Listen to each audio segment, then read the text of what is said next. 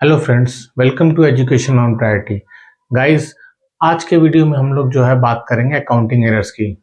हम लोग अकाउंटिंग करते हैं और अगर हम काम करते हैं तो ये मोस्ट प्रॉब्ली ऐसा होता ही है कि कुछ ना कोई एरर हमसे होती है, कोई एंट्री हमसे छूट जाती है, किसी चीज़ का ट्रांजैक्शन हमसे रिकॉर्ड करना मिस हो जाता है।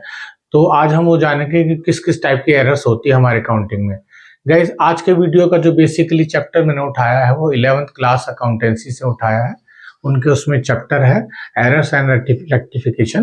तो आज हम बेसिकली उस टॉपिक पे बात करेंगे, उसमें जो एरर्स दी हुई है अकाउंटिंग की, उस एरर के ऊपर हम लोग आज डिस्कस करेंगे। तो गाइस, अगर आपने वीडियो को चैनल को सब्सक्राइब नहीं किया है तो प्लीज मेरे चैनल से जुड़ जाइए और मेरे चैनल को सब्सक्राइब कीजिए ताकि मैं आपके लिए बहुत अच्छी अच्छी वीडियोस लेके आ सकूं। तो गाइस, आज का वीडियो शुरू करते हैं अकाउंटिंग एरर से। तो बेसिकली अकाउंटिंग में मोस्टली 4 टाइप की एरर्स होती हैं। ठीक है, कौन कौन सी एरर्स होती है? जो आपकी पहली एरर्स होती है वो आपकी होती है ओमिशन की एरर। ठीक है, एरर ओमिशन का मतलब होता है कि भूल जाना। कोई भी काम हम जो है करना भूल गए तो वो उसमें ओमिशन के अंदर आ जाता है। फॉर एग्जाम्पल, हमको कोई ट्रांजैक्शन करनी थी, किसी से पैसा आया या हमने किसी को माल बेचा, हम वो ट्रांजैक्शन रिकॉर्ड करना ही भूल गए। ठीक है, जैसे हमने राम को कोई माल बेचा। ठीक है, राम को हमने माल बेचा, फॉर एग्जांपल हमने कैश में बेचा, किसी को भी बेचा XYZ, तो वो ट्रांजैक्शन हमने अपनी बुक्स में रिकॉर्ड करी ही नहीं, ना डेबिट ना क्रेडिट। आप सबको पता है कि अकाउंटिंग में डेबिट और क्रेडिट चलता है। हर एंट्री के 2 पक्ष होते हैं, एक डेबिट और क्रेडिट। फॉर एग्जाम्पल, अगर हम किसी को सेल करते हैं तो हमारी गुड्स जाती हैं, ठीक है, और हमारा पास कैश आता है, यानी कि कैश तो आपका डेबिट हो गया, गुड्स आपकी क्रेडिट हो गई। हर किसी ट्रांजैक्शन का 2 साइड होता है अकाउंटिंग में। गुड्स जा रही है, कैश आ रहा है, अगर हम माल बेच रहे हैं तो इस टाइप की कोई हमने एरर एंट्री करी और उसको अपनी बुक्स में रिकॉर्ड करना ही भूल गए तो वो आपकी एरर ऑफ ओमिशन के अंदर जाएगी। हालांकि इसका ट्रायल बैलेंस पे कोई फर्क नहीं पड़ेगा, क्योंकि जब आपने ट्रांजैक्शन रिकॉर्ड ही नहीं करी तो डेबिट और क्रेडिट साइड दोनों की दोनों बराबर होंगे। ठीक है गाइस, जो भी 11th पढ़ रहे हैं उनके उसमें चैप्टर है। तो एरर ऑफ ओमिशन क्या होती है? जो भी ट्रांजैक्शन हम अपनी बुक्स में रिकॉर्ड करना भूल जाते हैं अकाउंटिंग बुक्स के अंदर, तो वो एरर ऑफ ओमिशन की एरर कहलाती है। ठीक है गाइस, तो अगली जो एरर है वो आपकी एरर है एरर ऑफ कमीशन। ठीक है, पहली आपकी एरर ऑफ ओमिशन, दूसरी आपकी एरर ऑफ कमीशन। ओमिशन के अंदर तो हम भूल गए, लेकिन कमीशन के अंदर क्या होता है? कमीशन के अंदर हमने गलत तरीके से रिकॉर्ड कर दी। फॉर एग्जाम्पल, हमने किसी को माल बेचा 5,000 का। ठीक है, हमने किसी को माल बेचा 5,000 का, लेकिन हमने अपनी बुक्स में 450 की एंट्री करी। ठीक है, 5,000 का माल बेचा, हमने गलती से 5,000 की जगह 450 या हमने 500 का ही माल बेचा, 500 का रिसिप्ट दिखा दिया, मतलब अपनी एंट्री दोनों साइड से बराबर हो गई। तो इसका भी ट्रायल बैलेंस पे कोई फर्क नहीं पड़ेगा अगर इस टाइप से होती है। लेकिन अगर हम 5,000 का माल 500 में माल बेच के और 5,000 की रिसिप्ट दिखाएंगे तब फिर वो रिकॉर्ड होगा, तब वहां पे मिसमैच आएगा। ठीक है, तो बेसिकली एरर ऑफ कमीशन वो एरर होती है जिस एरर में हम लोग जो है थोड़ी सी मिस्टेक कर देते हैं, अर्थमेटिकल मिस्टेक हो जाती है थोड़ी सी, कि 5,000 का माल बेचा 500 लिख दिया। ठीक है, तो इस टाइप की एरर्स को हम लोग जो है एरर ऑफ कमीशन कहते हैं। तीसरी एरर होती है एरर ऑफ प्रिंसिपल।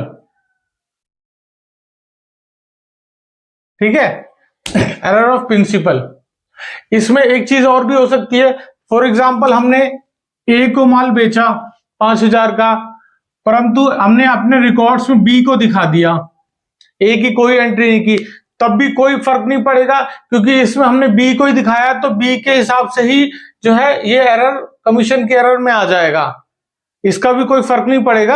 हमने एक ही ट्रांजैक्शन कर रहे हैं, 2 ट्रांजैक्शन नहीं कर रहे हैं और गलत नहीं कर रहे हैं, हम बस अमाउंट कम दिखा रहे हैं और दोनों साइड कम दिखा रहे हैं तो उससे भी कोई दिक्कत नहीं आएगी।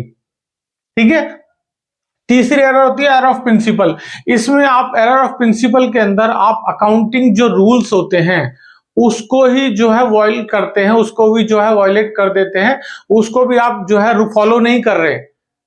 ठीक है, तो वो एरर ऑफ प्रिंसिपल के आ रही है, जहां हम अकाउंटिंग जो रूल होते हैं जिसके हिसाब से जिसको डेबिट करना चाहिए उसको डेबिट नहीं कर रहे हैं, जिसको क्रेडिट करना चाहिए उसको क्रेडिट नहीं कर रहे हैं, वो आपकी एरर ऑफ प्रिंसिपल में आती है। फॉर एग्जाम्पल, हमने एक परचेज करी एसेट, हमने कोई मशीनरी परचेज की, हमने मशीन परचेज की अपने बिजनेस के लिए ताकि हम कुछ माल बना सके, और हमने इसको एक्सपेंस में डाल दिया। आइडियली मशीन परचेज करते हैं तो उसका अकाउंट होता है एसेट, क्योंकि वो हमारी फिक्स एसेट होती है, उससे हमने आगे भी काम करना है। मशीन हम रोज रोज नहीं खरीदते, इसकी ट्रेडिंग नहीं कर रहे हैं हम लोग मशीन खरीद के उससे जो है माल बना रहे हैं, तो वो हमारी एसेट में आएगी। तो हमको एसेट को कंसिडर करना चाहिए, पर हम एसेट ना करके उसको हम खर्चे में डाल देते हैं, उसको हम खर्चे में डाल देते हैं, तो ये आपकी अकाउंटिंग एरर हो गई है, ये आपकी अकाउंटिंग एरर हो गई है। तो इस टाइप की एरर्स करते हैं तो वो हमारी एरर ऑफ प्रिंसिपल में आती है।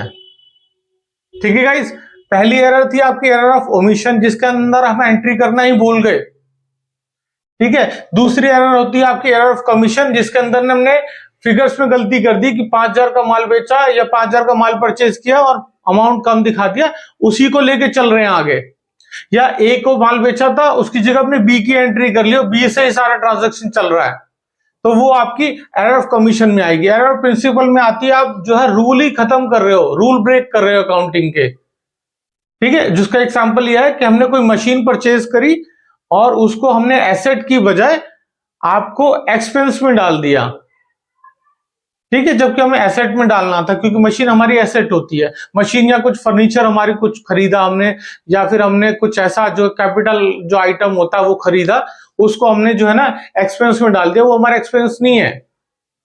ठीक है गाइज, और जो चौथा हमारा एरर होता है वो हमारा होता है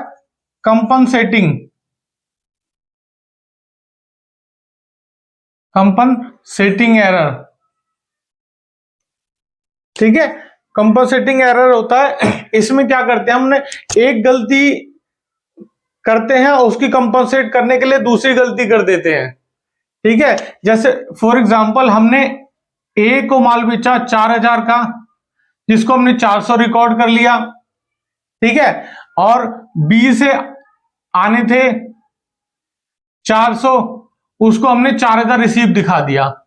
ठीक है, यानी कि इधर हमारा जो है क्रेडिट हो गया, इधर हमारा डेबिट हो गया, तो ये बराबर हो जाएगा।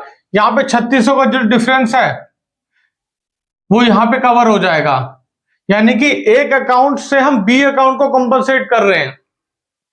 हमने दो गलत एंट्री कर दी, लेकिन वो दो गलत एंट्री एक दूसरे को कंपनसेट कर रही हैं। यहां 4000 का बेच के 400 को रिकॉर्ड कर लिया। ठीक है, ए को बेचा, ठीक है, यहां पे 400 का था, वो 4000, तो जो डिफरेंस है वो यहां कंपनसेट हो रहा है। ठीक है, तो जो एक दूसरे को कंपनसेट करते हैं तो उसको हम कंपनसेटिंग एरर कहते हैं। ठीक है, तो ये बेसिकली एरर्स होती हैं। तो इस एरर्स हमारी अकाउंटिंग में जो भी हम काम करते हैं उसमें इस टाइप की एरर्स आती है हमारी। ठीक है, अब ये एरर्स जो है इनको रेक्टिफाई कैसे किया जाए वो मैं थोड़ा सा आपको बता देता हूं, बाकी डिटेल में जो है हम लोग अगले वीडियो में बात करेंगे। तो ये एरर्स आपने नोट कर लिए, तो मैं इसको रब कर देता हूं थोड़ा सा। तो जो एरर्स मैंने आपको बताई उसको कंपनसेट करने के लिए हम लोग जो है क्या करते हैं, एक सस्पेंस अकाउंट बनाते हैं। हम लोग क्या करते हैं, एक सस्पेंस अकाउंट बनाते हैं, ताकि वो एरर्स को बाद में लास्ट में ट्रायल बैलेंस बनाते समय कुछ दिक्कत आती है, बैलेंस मैच नहीं करता या कुछ भी होता है, तो हम कुछ एरर्स को ऐसे करके कंपनसेट कर सके। फॉर एग्जाम्पल, एक एग्जाम्पल मैं लेता हूं, जैसे कि जो परचेज है, परचेज बुक ओवरकास्ट की गई हो 500 से, 500 से ओवरकास्ट की मतलब 500 से बढ़ रही है। अगर परचेज बुक में 500 रुपए ज्यादा बैलेंस है, परचेज का हमारा डेबिट बैलेंस होता है, ठीक है, तो ज्यादा है, तो ज्यादा के लिए इसको कम कर दो, ठीक है, कम कर दो टू परचेज 500 से, ठीक है, इसको डेबिट था, ज्यादा था, कम कर दिया हमने, क्रेडिट कर दिया। लेकिन अब हम डेबिट किसको करेंगे, तो डेबिट हम लोग जो है सस्पेंस को करते हैं।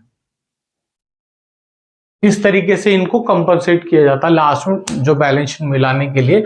बाद में फिर हम सस्पेंस अकाउंट को अलग मेंटेन करते हैं और एक एक एंट्री चेक करते हैं और फिर सस्पेंस अकाउंट जीरो हो जाता है, जैसे हमारी एंट्रीज हमारी अपनी गलतियां मिलती रहती है, ठीक है। तो इसी तरह से जैसे परचेज बुक है, सेल्स अंडरकास्ट होती है या ओवरकास्ट हो जाए, ठीक है, तो उसकी भी एंट्री इसी तरह से करते हैं। सेल्स को 2 में रखते हैं या सेल्स डेबिट होगी, जो भी अंडरकास्ट या ओवरकास्ट के हिसाब से होगी, बाकी अपोजिट साइड सस्पेंस को रख देते हैं। तो सस्पेंस यहां पे एरर्स रेक्टिफिकेशन के काम आता है।